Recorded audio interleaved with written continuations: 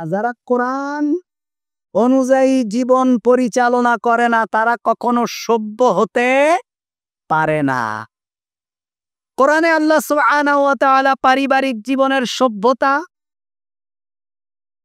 ব্যক্তি জীবন, পারিবারিক জীবন, সামাজিক জীবন, অর্থনৈতিক জীবন সবকিছু আল্লাহ তাআলা তিবিয়ানান লিকুল্লি শাইইন, আল্লাহ বলছে আমি সব খুলে খুলে বর্ণনা করে দিয়েছি। কোরআনে খুলে খুলে বর্ণনা করে দিয়েছি। সুবহানাল্লাহ। কোন কোরআনের মধ্যে আমি কোনো কিছুর কমতি রাখিনি। এই কোরআন আল্লাহ তাআলা আমাদের উপরে দিয়েছে, আমাদেরকে দয়া করেছেন। আল্লাহ তাআলা বলছেন খলাকাল ইনসানা ফি আহসানি তাকবীর, আমি মানুষকে সুন্দর আকৃতি দিয়ে বানিয়েছি। তোমরা আমার কেন প্রশংসা করবা? আমি তোমাদেরকে সকল মাখলুকের মধ্যে সুন্দর আকৃতি দিয়ে বানিয়েছি। সবার মধ্যে মানুষ সুন্দর। আল্লাহ তাআলা বলছেন যে হাল আতা আলাল ইনসান হিলুম মিনাদ দাহরি লাম ইয়াকুন শাইয়াম মাযকুরা, এমন একটা সময় ছিল যখন তোমরা কিছুই ছিলে না, তোমরা উল্লেখযোগ্য কোনো বস্তুই ছিলে না, তোমরা পানি ছিলে। আল্লাহ তাআলা আমি বলছেন যে আমি তোমাদেরকে মানুষ হিসাবে বানিয়েছি, সর্বশ্রেষ্ঠ সৃষ্টিজীব হিসাবে আমি তোমাদেরকে বানিয়েছি। সুতরাং প্রশংসা হবে কার? বলেন সকল প্রশংসা কার হবে? আল্লাহ সুবহানাহু ওয়া তাআলার প্রশংসা হবে। আল্লাহ তাআলা বলছেন যে তোমাদেরকে তো আমি বানিয়েছি, তোমাদেরকে আমি বানিয়েছি, তোমাদের রিজিকের ব্যবস্থা আমি আল্লাহ তাআলা নিজে হাতে গ্রহণ করেছি। ওমা মিন দাব্বাতিন ফিল আরদি ইল্লা আলাল্লাহি রিজকুহা, তোমাদের রিজিকের দায়িত্ব আমি আল্লাহ তাআলা গ্রহণ করেছি। আফ্রিকায় অনেক জাতি আছে যাদের কোনো সরকার নেই, যাদের কিছুই নেই, যাদের ঘর বাড়িও নেই, অথচ তারা মানুষ। হাজার হাজার লাখ লাখ মানুষ তারা জীবিকা নির্বাহ করছে। তাদের কোনো মন্ত্রণালয়ও নেই পশু পাখির মতো, তাদের কোনো ধরনের রিজার্ভও নেই খাদ্যের, তাদের ব্যবসা বাণিজ্যও নেই, তারা শিকার করে খাবার খায়। এইভাবে চলছে। আল্লাহ তাআলা বলছেন যে সকল বিচরণশীল প্রাণীর রিস্কের দায়িত্ব আল্লাহ তাআলা গ্রহণ করেছেন। সুবহানাল্লাহ। আল্লাহ রাসূল বলছেন যে ক্ষুধার্ত ব্যক্তি যেমন খাদ্যের দিকে ছুটে আসে, সাপ যেমন তার গর্তের দিকে ছুটে যায়, রিজিক বান্দার পিছে পিছে এভাবে ছুটতে থাকে, কারণ সেটা তার জন্য বরাদ্দ করা আছে। এটা শেষ হওয়ার এক মুহূর্ত আগে তিনি দুনিয়ার থেকে যাবেন না। এজন্য রিজিক তার পিছনে এভাবে ছুটতে থাকে, কখন সেটা বান্দা খাইলে তার বোঝাটা হালকা হয়ে যাবে। সুবহানাল্লাহ। সুতরাং আপনার ভাগ্যে যা আছে এটা আপনি খেয়েই মরবেন। আপনি কোনো রিজিক রেখে দুনিয়ায় আপনি মরতে পারবেন না। আপনার ভাগ্যে যদি রিজিক লেখা থাকে, এই রিজিক শেষ হওয়ার আগ পর্যন্ত আল্লাহ তাআলা দুনিয়া থেকে আপনাকে ডাক দেবেন না। আল্লাহ তাআলা বলছেন খলাকালাকুম মা ফিল আরদি জামিয়া, তোমরা আমার কেন প্রশংসা করবা জানো? এই দুনিয়ায় যা কিছু সৃষ্টি করেছি সব কিছু তোমাদের কল্যাণের জন্যই সৃষ্টি করেছি। সব তোমাদের কল্যাণ, সবকিছু আমাদের কল্যাণ। আশরাফ আলী থানভী রাহিমাহুল্লাহ পছন্দিদা হেকায়েতের মধ্যে একটা গল্প ঘটনা উল্লেখ করেছে। পছন্দিদা হেকায়েত। এখন মনে হয় বইটা বাংলায় হয়েছে, আমি দেখিনি, তবে উর্দে লেখা। আমি আজ থেকে প্রায় 40 বছর আগে বইটা কিনছি। পছন্দিদা হেকায়েত মানে ভালো ভালো গল্প। আশরাফ আলী থানভী রাহিমাহুল্লাহ লিখছেন যে একজন বুজুর্গ ব্যক্তি তার প্রয়োজন পূরণ করবার জন্য বাথরুমে গেছে। তা বাথরুমে গিয়ে যখন বাথরুম করছে তখন দেখে যে ময়লার ভিতরে অসংখ্য পোকা চলাচল করছে। এখন তো আর বাথরুমে পোকা দেখা যায় না, 20-30 বছর আগে দেখা যেত নাকি?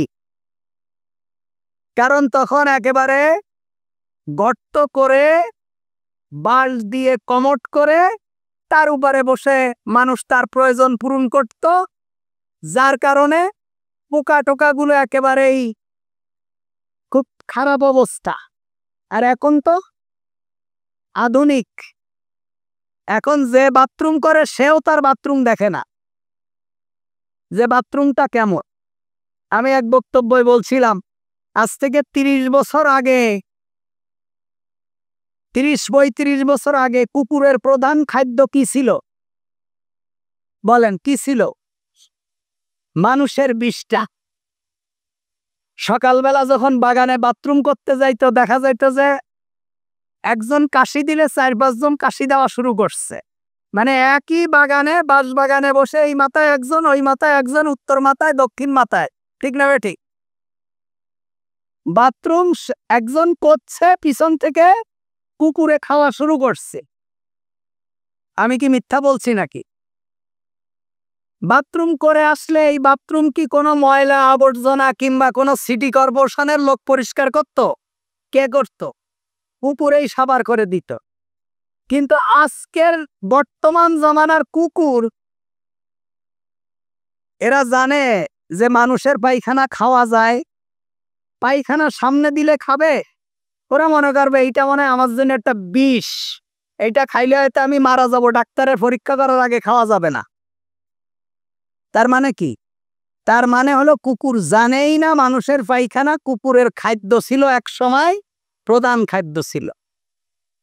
আজ থেকে 30 বছর আগের কথা বলছি, 20-30 বছর আগে মানুষ যারা রুটি খাইতো এরা কারা? সমাজের সবথেকে নিচু শ্রেণীর মানুষ। আমি আমার পরিবার থেকেও শুনছি, বলে ওরা রুটি খায়, ওরা গরিব মানুষ। ওরা কি খায়? রুটি যারা খাইতো তারা কি? গরিব মানুষ। আর আজকে 30 বছর পরে যদি কেউ রুটি খায় তারা কি? সমাজের সবথেকে এলিট শ্রেণীর মানুষ। আরে বাবা, তোমরা তো বাঙাল মানুষ, ভাত খাও। ওরা বাঙাল না, ওরা ভাত খায় না, ওরা রুটি খায়। ওরা কি খায়? সময়ের পরিবর্তনে রুটিটা কি হয়ে গেছে? আধুনিক হয়ে গেছে। তা আশরাফ আলী থানভী রাহিমাহুল্লাহ লিখেছেন যে একজন বুজুর্গ ব্যক্তি যখন বাথরুম করছে তখন দেখে যে বাথরুমের ভিতরে অসংখ্য পোকা কিলিবিলি করছে। তুমি বলছে আল্লাহ তাআলা বলছেন খলাকালাকুম মা ফিল আরদি জামিয়া, আল্লাহ সকল সৃষ্টি মানুষের কল্যাণের জন্য বানিয়েছেন। আচ্ছা, তাহলে এই বাথরুমের পোকাগুলো এইটা আবার কোন কল্যাণে লাগে মানুষের?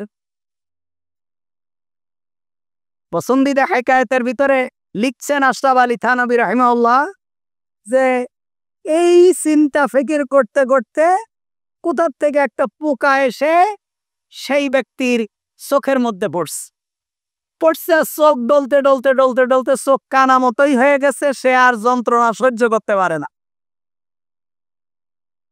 এই ডাক্তার সেই ডাক্তার, এই কবিরাজ সেই কবিরাজ দেখায়, তার চোখ আর ভালো হয় না।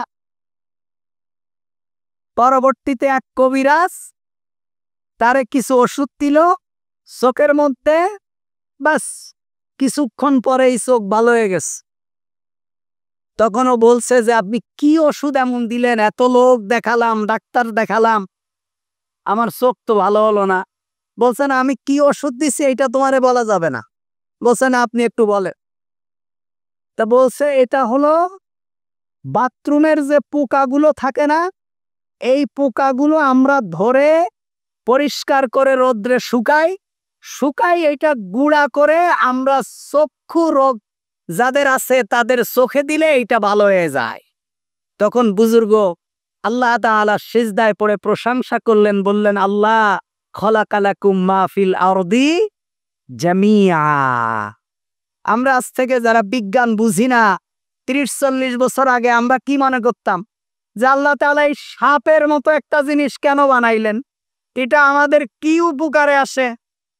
আজকের সায়েন্স বলছে পৃথিবীর সব থেকে বিষধর সাপের বিষ দ্বারা ক্যান্সার রোগের ওষুধ তৈরি হয়। যারা ক্যান্সারে আক্রান্ত মারা যায়, এদের যে দামি ওষুধ যেগুলো দেওয়া হয়, এই ওষুধগুলো সাপের বিষ থেকে তৈরি হয় এবং সাপের খামার করে বিষ সংগ্রহ করে এই বিষ বাজারে বিক্রি করে শত শত কোটি টাকা মানুষ আয় করে। সুবহানাল্লাহ বলবেন না? আপনি তো মনে করছেন সাপ যে কি জিনিস। আল্লাহ তাআলার প্রত্যেকটা সৃষ্টি আল্লাহ তাআলা এভাবে মানুষের কল্যাণের জন্য বানিয়েছেন। আল্লাহ বলছেন ওমা কুন্না আনিল খালকি গাফিলিন, আমি আমার সৃষ্টি সম্পর্কে উদাসীন নই। আমি সৃষ্টি করেছি, এই সৃষ্টি কিভাবে পরিচালিত হবে, এই সৃষ্টির কিভাবে কল্যাণ হবে, এই সৃষ্টি পৃথিবীতে কিভাবে সুন্দরভাবে বাঁচতে পারবে, এর জন্য টোটাল গাইডলাইন আমি আল্লাহ তাআলা দিয়েছি। সুবহানাল্লাহ, টোটালটা আল্লাহ তাআলা দিয়েছেন।